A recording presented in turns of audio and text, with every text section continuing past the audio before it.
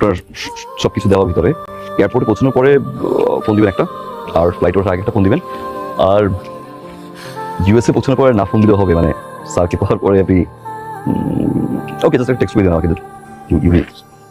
আপনি যাবেন না? আমি যদি আপনাকে এয়ারপোর্ট পর্যন্ত ড্রপ করে আসি তাহলে বাসায় কি বলবো?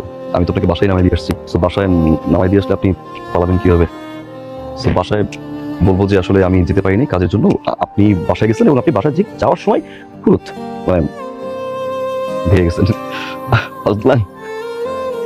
Nice nice. এটা তো নাইস। আর কিছু বলবেন না?